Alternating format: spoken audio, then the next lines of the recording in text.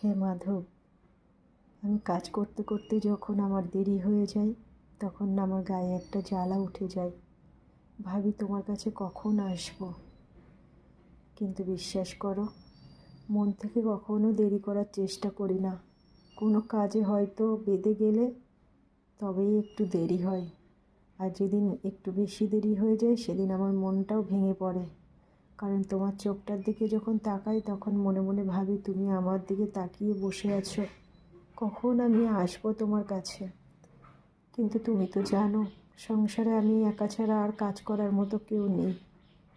সেই কারণে সমস্ত কাজগুলো করে আসতে একটু দেরি হয়ে যায়।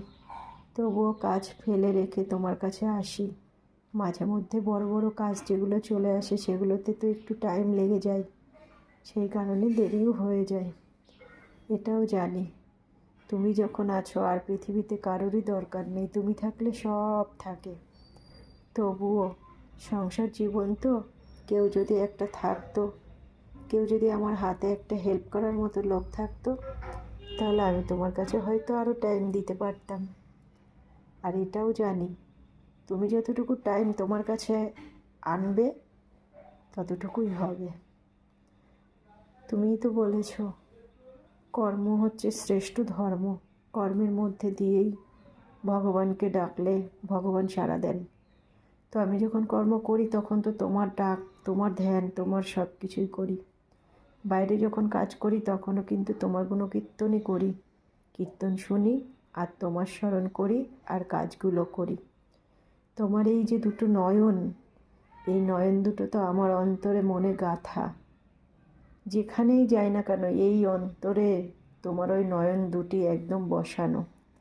তাই অন্য চিন্তা ভাবনা কিছুই আসে না মনের মধ্যে, সব সময় তোমার ধ্যান জ্ঞান এগুলোই আসে।